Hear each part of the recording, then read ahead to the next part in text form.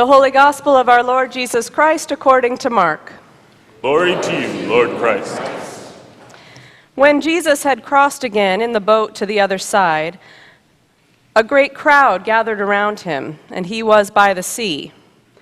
Then one of the leaders of the synagogue, named Jairus, came, and when he saw him, fell at his feet and begged him repeatedly, "My little daughter is at the point of death. Come and lay your hands on her, so that she may be made well and live." So he went with him, and a large crowd followed him and pressed in on him. Now there was a woman who had been suffering from hemorrhages for 12 years. She had endured much under many physicians and had spent all that she had, and she was no better, but rather grew worse. She had heard about Jesus and came up behind him in the crowd and touched his cloak, for she said, "If I but touch his clothes, I will be made well." Immediately her hemorrhage stopped, and she felt in her body that she was healed of her disease. Immediately aware that power had gone forth from him, Jesus turned about in the crowd and said, "Who touched my clothes?" And his disciples said to him, "You see the crowd pressing in on you. How can you say, 'Who touched me?'" He looked all around to see who had done it. But the woman, knowing what had happened to her, came in fear and trembling, fell down before him and told him the whole truth. He said to her, "Daughter, your faith has made you well. Go in peace and be healed of your disease." While he was still speaking, some people came from the leader's house to say, "Your daughter is dead. Why trouble the teacher any further?" But overhearing what they said, Jesus said to the leader of the synagogue, "Do not fear, only believe." He allowed no one to follow him except Peter, James, and John, the brother of James. When they came to the house of the leader of the synagogue, he saw a commotion, people weeping and wailing loudly. When he had entered, he said to them, "Why do you make a commotion and weep? The child is not dead, but sleeping." And they laughed at him. Then he put them all outside and took the child's father and mother and those who were with him and went in where the child was. He took her by the hand and said to her, "Talitha cum," which means, "Little girl, get up." And immediately the girl got up and began to walk about. She was 12 years of age. At this they were overcome with amazement. He strictly ordered them that no one should know this and told them to give her something to eat. The Gospel of the Lord. Praise to you, Lord Christ.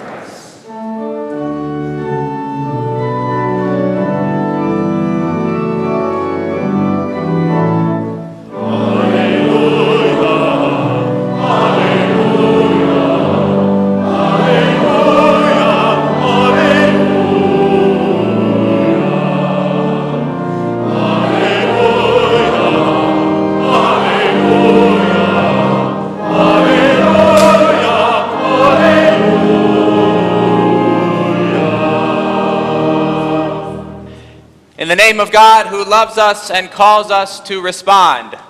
Amen. Please be seated.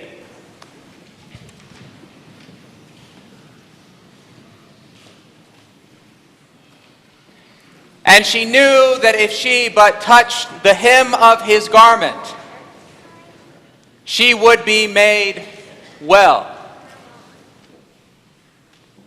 Jesus asked them, "Who was it that touched me?" Sandwiched between this very powerful story of Jairus, one of the leaders of the synagogue, his fear of losing his daughter, sandwiched within that story is a miraculous story, a story that is given to us to see the model and way in which Jesus is with the people whom he and for whom God desire healing and goodness and mercy. The woman has touched his garment and has been healed, but Jesus wants to know who.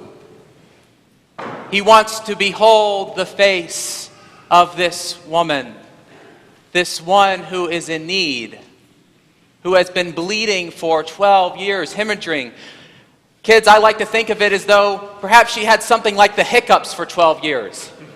Wouldn't that be terrible?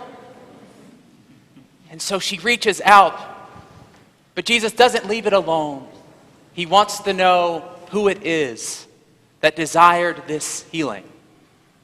So I'm going to get out of the way. I'm going to let these youth who have been on a mission, who have been out in this press of Jesus' ministry of healing and presence and power, to tell you who it was that has been reaching out.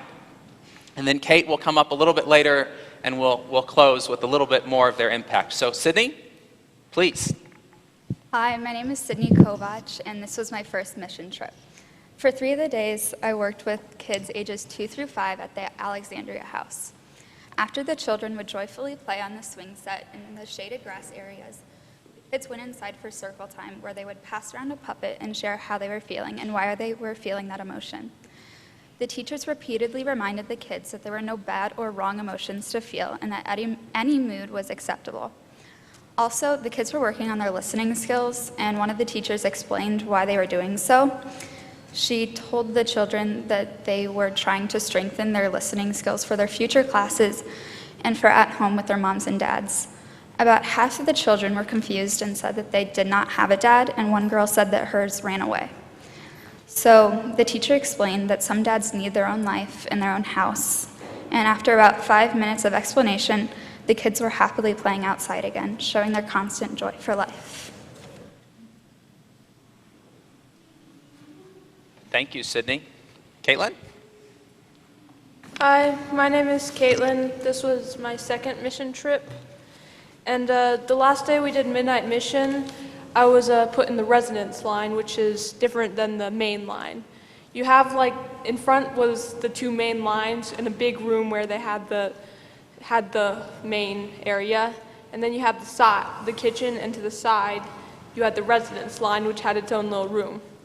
And this line was for people who were in recovery. They were part of the program, which was getting them off the streets and helping them get back on track. And because this was my first time, I was set up with Odessa, and I didn't know what to expect.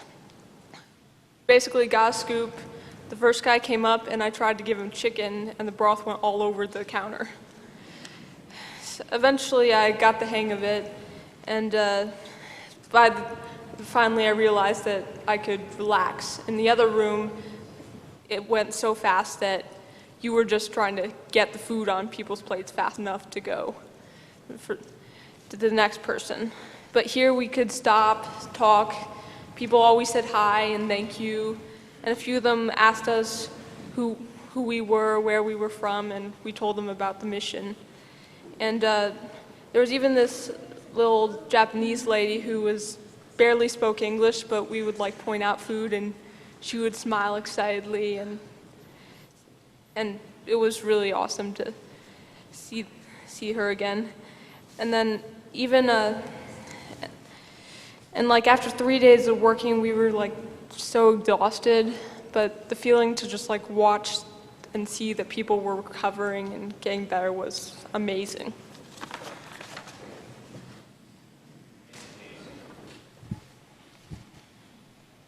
John?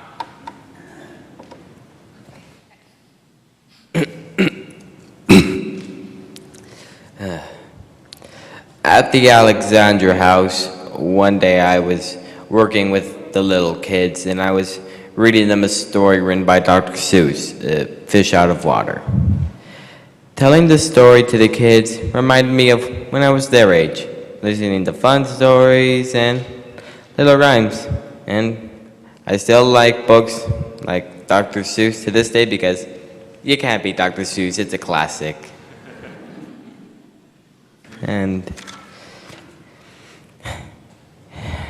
And at the church we stayed at, we slept on the floor. At first I thought how much I wanted to be able to sleep in my own bed, much like right now. But then over the course of the week, I realized how sorry I felt for the homeless and how thankful I am to have a bed to go home to.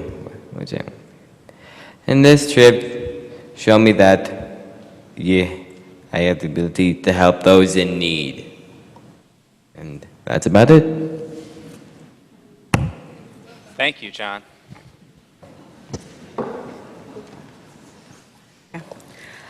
Hi, I'm Yoli. I've been coming on this trip for 5 years now, and I'm going to be talking about the mission trip and some of the men there. So right off the back, the guys at the Midnight Mission were so accepting and friendly and were caring towards all of us. One of the men in particular was Roy. Roy was the kind of guy who you can barely understand, but was so caring and playful and made us feel welcome, like we were part of his family. He would always have the biggest smile on his face when he saw us each day. Having Roy at the Midnight Mission made it feel safe and comfortable. And who can forget about James? James was the head chef, so he took care of everything. Every year that we have gone, he was there. He's a respectful man and so caring, and James was so grateful that we finished every job that he gave us. Sadly, James wasn't there for the last day, but we knew that he was so thankful for everything that we done each day we were there. Roy and James were just the two that impacted me the most, but there were so many others that were so nice and polite to all of us. I'm just truly blessed to have this opportunity to come this year and the years to come. Thank you for letting me have this great experience and opportunities. Thank you to Kate, Pam, and Holly, and for everything. I know it's tough dealing with all of us and everything, but you got through it. You did it. Thank you.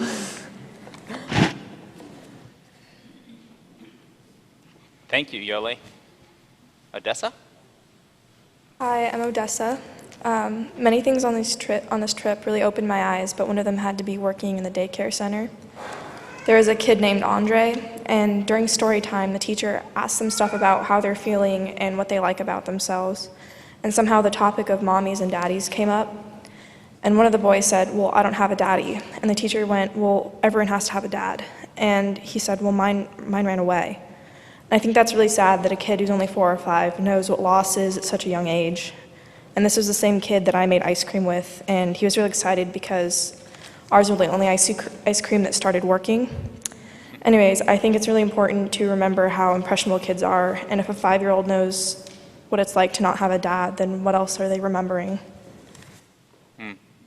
Powerful. Thank you, Odessa. Edith Ann? Hi. My name's Edith Ann, and this is my first year getting to go on the mission trip. And at the Alexandria House, they have a field trip day where they go to the park nearby, and we walk there with the kids, and then after a day of fun and games, we get to walk back, and it's a blast. And soon after we got there, we played on the playground, and tag. It was like, I haven't played it in a while, so that was so fun. And our friend Sean was it the entire time. And then when the kids were done playing on the playground, they went and had lunch, and we kind of got a break. But when they came back, all the volunteers got assigned places to go. And I forgot sunblock, and I got assigned kickball, and kickball has no shade. So that was fun. And getting to play kickball was really fun. Like, being burnt was okay, but playing with kids was a lot more fun. Anyway, after the game of kickball, we weren't even keeping track of the score. It was really just to have fun, and all the kids were being, like, for the most part, nice to each other about who was winning, and none of the volunteers even kicked. We just let the kids do it because it was their thing. And after playing a never-ending game of kickball, we finally walked back, and that was fun. My feet didn't hurt at all. And it was a really warm and sunny day, and God's love really appeared to me in all of the kids, and their hug and their love for each other. And it was just a really nice experience getting to go. So thank you. Thank you. This morning she said she also found God in her sunburn too, so. Meg?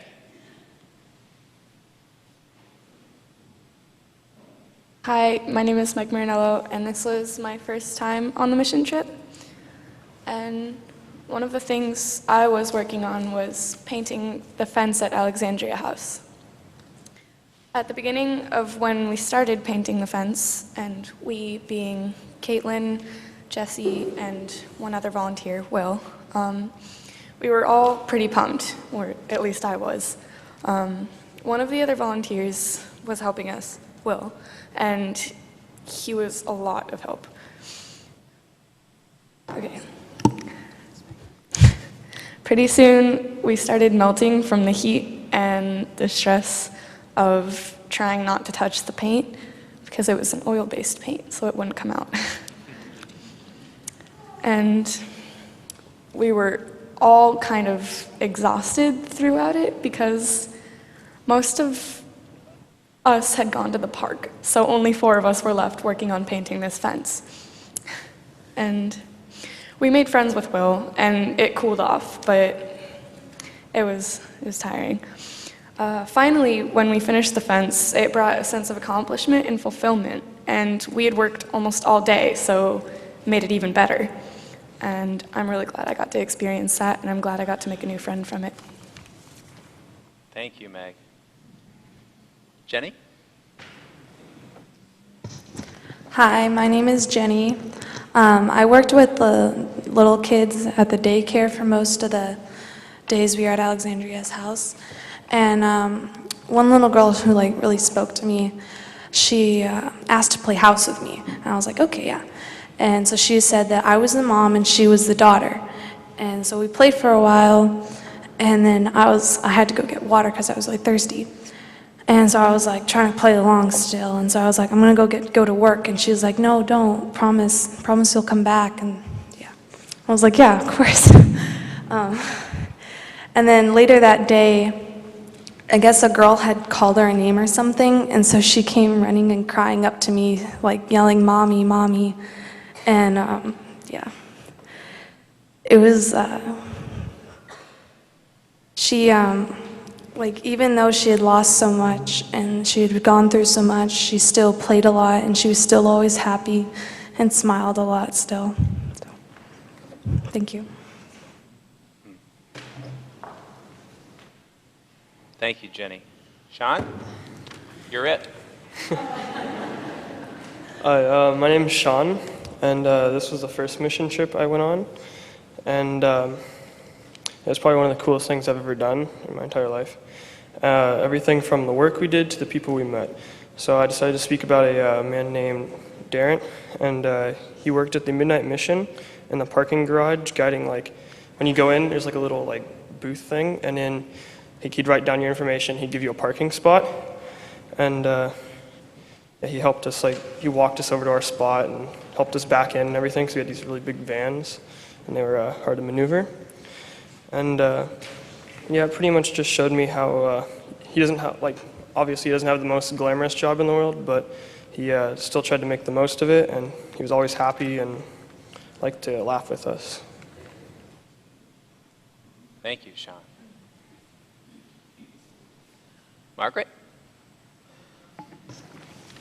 Hi, my name is Margaret. This was my 3rd year on the mission trip, and we serve dinner each night at a place called the Midnight Mission.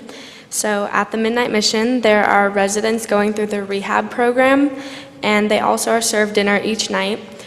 Sydney, Sean, and I worked the residence line one night, and they're always kind and polite and respectful and really grateful for what everyone has done for them. And they're also never afraid to have conversations or talk to you about anything. So one man went through the line, and he asked us who we were with, and we told him a little bit about what we were doing and about our church and why we were at the Midnight Mission. And he sat down and ate, and when he was done, he came up to us and handed us a slip of paper that said, "Derek Denton from Memphis, please pray for me, thanks." And it meant a lot to all of us in the line because he came to us asking for prayers and for guidance, even though he didn't know who we were.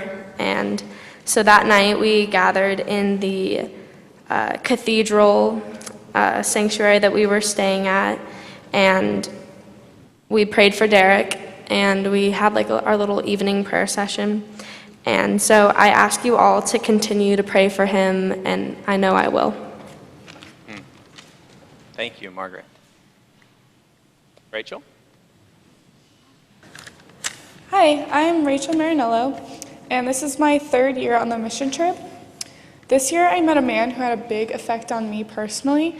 We had a volunteer chaperone come with us named Anaya, and I was working with him in the line. And this man comes through the line holding his book, trying to read his book while he gets served food. And Anaya looks at him and says, "Hey man, like, what are you reading?" And the guy looked at us and he was like, "Is this guy really talking to me? Did he just ask me that?" And it was like, at first he was so cautious and he didn't know how to respond. And then Anaya asked again, like, "Hey, it's okay, you can tell me what you read. Like, I read books too, I enjoy books." So for a good 6 or 7 minutes, we just sat there and we talked about books, and he pulled them out of his bag and showed us each different book that he was reading.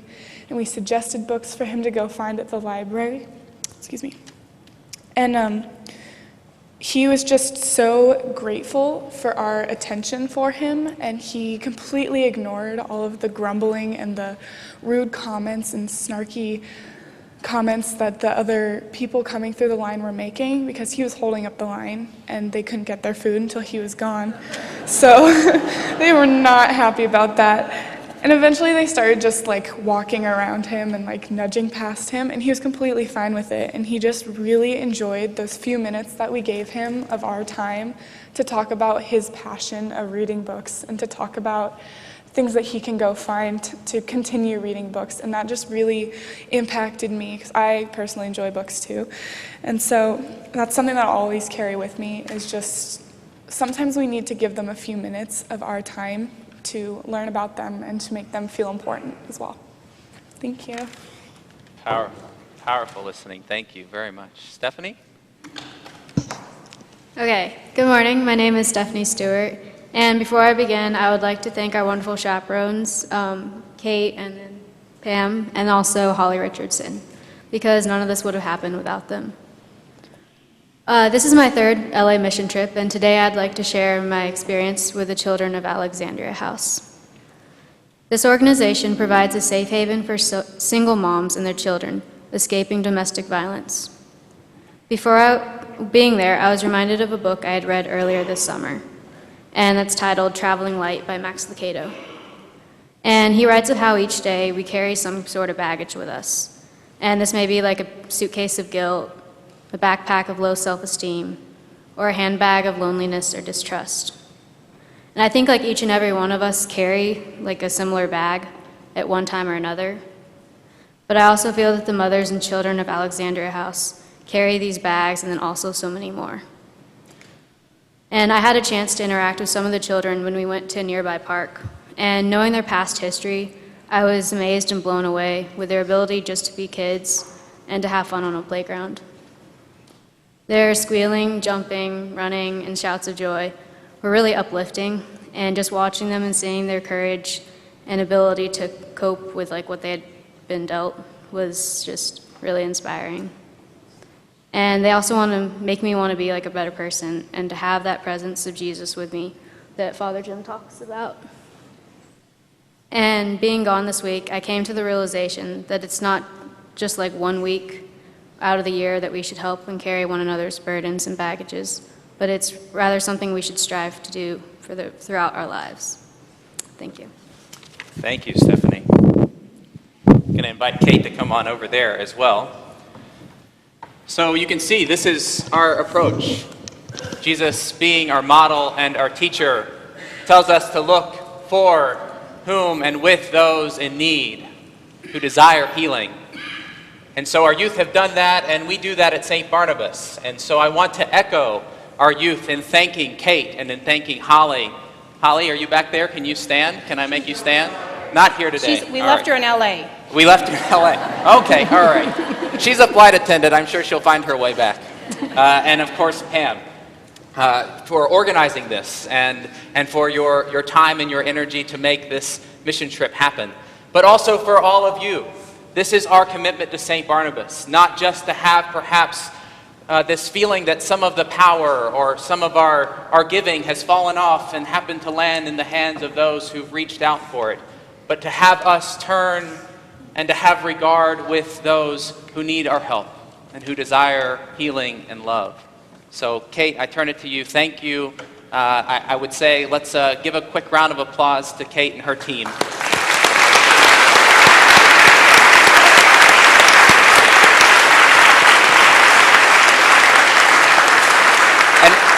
And one final thing. You know, we used to call this ministry to youth. But I think you can see that this is really the ministry of our youth. And Kate models a ministry with our youth. And so they speak powerfully to us. And if any of you need examples of stories to tell to your friends about the life here we enjoy at St. Barnabas and share richly, look no further than your young people. They've just done it for you, and they can take this out to their friends and their community, and we encourage you to do the same. Kate. So one of the songs that we listened to this week, the words are, "Holy Spirit, you are welcome here. Come flood this place and fill the atmosphere." And it's by the power of the Holy Spirit that we have that desire, we have that heart, we have that ability to look at another person and see their humanity, to smile, to say hello.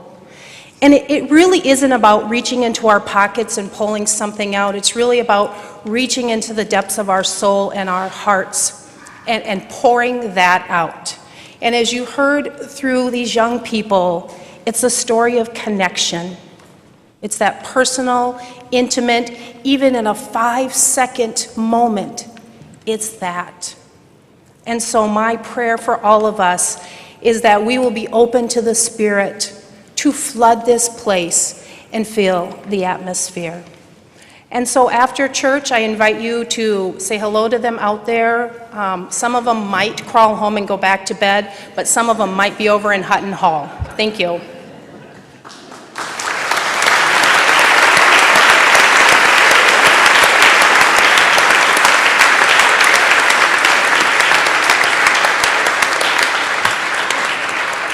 And all God's children said,